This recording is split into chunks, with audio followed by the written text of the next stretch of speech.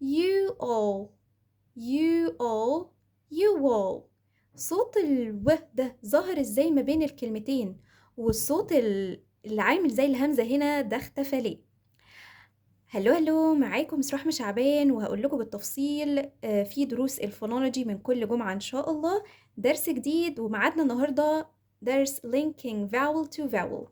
أخدنا المرة اللي فاتت linking vowel to vowel لما يكون الفاينل consonant في الكلمة الأولى الشفايف فيه بتكون spread، يعني الشفايف مفتوحة كده بالشكل ده. النهاردة هناخد لو الفاول في الفاينل consonant في الكلمة الأولى الشفايف فيه rounded. تعالوا نشوف ازاي يعني rounded. لو الكلمة الأولى هنا كده في الكلمات دي كلها آخر صوت فيها كان الشفايف فيه عاملة كده مضمومة، أو كده أو وكانت الكلمة اللي بعده فيها صوت vowel، يعني هنا أول حرف vowel. طب ايه هما الفاولز؟ اتفقنا ان هما عاملين زي الهمزات بجميع حركاتها وجميع اشكالها. زي تعالوا نشوف ا ا ا او او او اي اي اي اوي او كل دول فيهم صوت عامل زي الهمزة، بنسميه في الانجليش glottal stop. يبقى لو الكلمة الأولى آخرها vowel الشفايف فيه rounded مضمومة، والكلمة التانية أولها vowel قلنا الفاولز كلها عاملة زي الهمزات كده، هيحصل إيه؟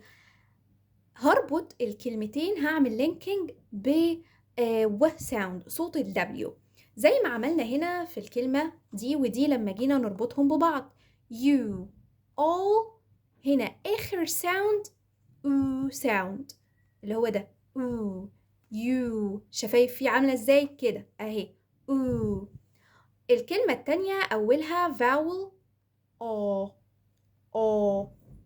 بقت ايه؟ you will. عملت حاجتين، أول حاجة ربطت بصوت ال W، تاني حركة إن أنا وقعت صوت الهمزة أو وقعت الجلوتال ستوب ده كأنه مش موجود. بصوا كده you will عملت linking.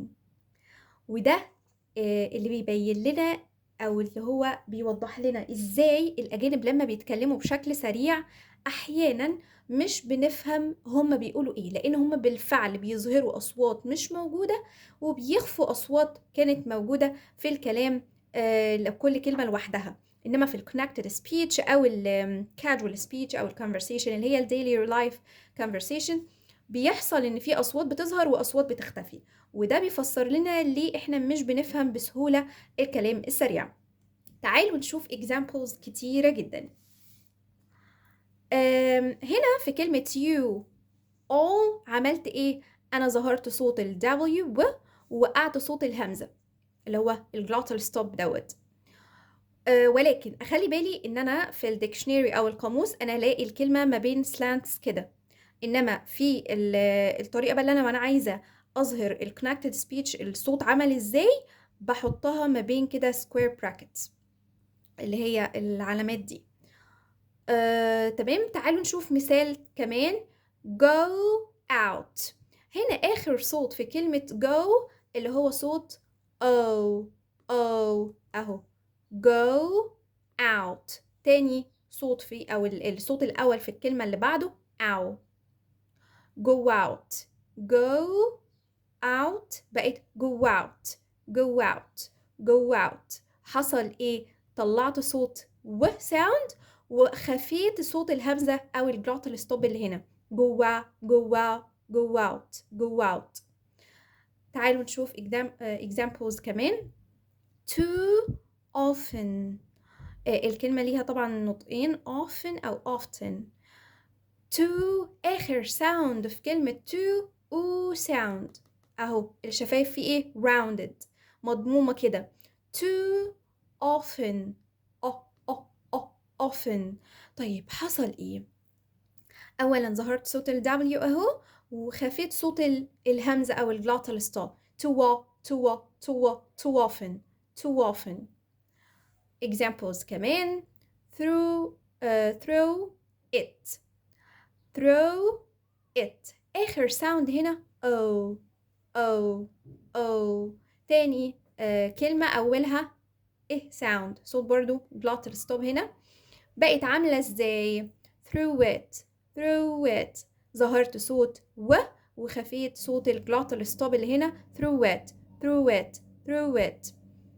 ده كان درس سهل وبسيط جدا، تركية بسيطة هتخلي الكلام عندي بشكل أسرع واضح. وده كان درسنا النهاردة linking vowel to vowel. استنوا باقي الحلقات كل جمعة إن شاء الله من دروس الفونولوجي. هنزل لكم في كومنت تحت الفيديو ده كل الحلقات اللي فاتت بالترتيب. ما تنسوش بقى لايك وشير وفولو لبيج ايزي انجليزي على كل المنصات. باي باي.